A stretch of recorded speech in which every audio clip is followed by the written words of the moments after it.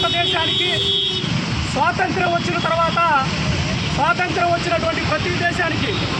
స్వయం ప్రతిపత్తి కలిగినటువంటి ఒక రాజ్యాంగం అవసరమైనప్పుడు ఈ దేశంలో వేల సంవత్సరాలుగా వెలివేతకు అంతరాంతరానికి అస్పృశ్యతకు గురి కాబడుతున్నటువంటి అస్పృశ్యత వర్గాల్లో నుండి వచ్చినటువంటి ఆధిపత్యం కోట్లాది భారతీయుల ఆశాజ్యోతి డాక్టర్ బాబాసాహెబ్ అంబేద్కర్ గారు ఈ దేశానికి ఆనాడు కాంగ్రెస్ ప్రభుత్వం 3 సంవత్సరాల కాల వ్యవధిలో ఈ దేశానికి రాజ్యాంగాన్ని రాయాలని ఒక డ్రాఫ్టింగ్ కమిటీని ఏర్పాటు చేసి ఆ డ్రాఫ్టింగ్ కమిటీలో చైర్మన్గా డాక్టర్ బాబాసాహెబ్ అంబేద్కర్ గారిని నియమిస్తే ఆనాడు ఆ కాంగ్రెస్ ప్రభుత్వానికి సవాలుగా 3 సంవత్సరాల కాల వ్యవధి భారత రాజ్యాంగాన్ని రాసే అవకాశం ఇస్తే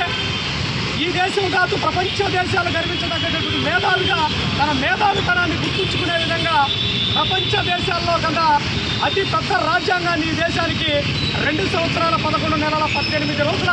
కాల వ్యవధిలో ఇంకా కొన్ని రోజుల సమయాన్ని ఆ యొక్క ప్రభుత్వానికి మిగిల్చి ఈ రాజ్యాంగాన్ని అందించినటువంటి మహానుభావుడు డాక్టర్ బాబాసాహెబ్ అంబేద్కర్ గారు నేటికి 75 సంవత్సరాలు దాటి 76వ సంవత్సరంలోకి భారత రాజ్యాంగం ఆమోదించినటువంటి రోజుగా ప్రపంచవ్యాప్తంగా దేశవ్యాప్తంగా అంబేద్కర్ గారు ఇచ్చినటువంటి ఆ రాజ్యాంగాన్ని కొనియాడుతూ ఉంటే నేడు ఆ రాజ్యాంగానికి తూట్లు పొడిచేలాగా నేడు ఆ రాజ్యాంగాన్ని విచ్ఛిన్నం చేసేలాగా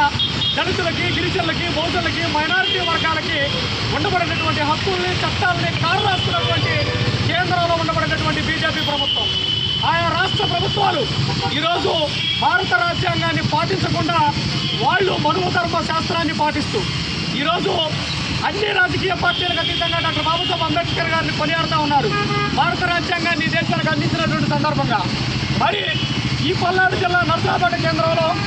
జిల్లా హెడ్ క్వార్టర్గా ఉండబడినటువంటి డాక్టర్ బాబాసాహెబ్ అంబేద్కర్ గారి విగ్రహాన్ని 76 సంవత్సరాల భారత రాజ్యాంగాన్ని ఇచ్చినటువంటి డాక్టర్ బాబాసాహెబ్ అంబేద్కర్ విగ్రహాన్ని కనీసం కడిగే పరిస్థితి, తుడిసే పరిస్థితి, శుభ్రం చేసే పరిస్థితి లేదంటే ఇక్కడ ఉండబడేటటువంటి యంత్రాంగం, అధికార యంత్రాంగం ఏ విధంగా ఉందో ఒకసారి గమనించాలి. గతంలో చెప్పే మున్సిపాలిటీల వాళ్ళకి డాక్టర్ బాబాసాహెబ్ అంబేద్కర్ గారి రాజ్యాంగ ఆమోద దినోత్సవం నవంబర్ 26, రాజ్యాంగం అమలైన దినోత్సవం జనవరి 26, ఏప్రిల్ 14 గారి పుట్టినరోజు ఐక్యరాజ్య సమితితో సహా అంబేద్కర్ గారి పుట్టినరోజుని జ్ఞాన దినోత్సవంగా ప్రకటించమని చెప్తే, అలాగే డిసెంబర్ 6 అంబేద్కర్ గారు మరణించిన రోజు కేవలం 4 కార్యక్రమాలు మాత్రమే సంవత్సరంలో అంబేద్కర్ గారికి సంబంధించి వస్తూ ఉంటే కనీసం అంబేద్కర్ గారికి సంబంధించిన కార్యక్రమాలు గుర్తుపెట్టుకోవడంలో ఈ యొక్క యంత్రాంగం ప్రభుత్వంలో ఉండబడేటటువంటి అధికారుల యంత్రం దీన్ని ఖచ్చితంగా ఈ నియోజకవర్గంలో ఈ జిల్లాలో ఉండబడినటువంటి మీడియా, ప్రజాప్రతినిధులు, ప్రభుత్వ అధికారులని ఎండగట్టినటువంటి పరిస్థితి తీసుకురావాలి. అంబేద్కర్ గారికి ఇచ్చే గౌరవం ఇదేనా అని మున్సిపాలిటీని మేము ప్రశ్నిస్తూ ఉన్నాం. ఈరోజు డాక్టర్ బాబాసాహెబ్ అంబేద్కర్ గారిని కొనియాడటం కాదు, డాక్టర్ బాబాసాహెబ్ అంబేద్కర్ గారు ఇచ్చినటువంటి రాజ్యాంగాన్ని చూసారు తప్పకుండా పాటించండి. ఆ రోజు అంబేద్కర్ గారు కేవలం 10 సంవత్సరాల రిజర్వేషన్స్ ఉండాలని చెప్తే 10 సంవత్సరాలని చెప్తే ఏ రిజర్వేషన్ అందక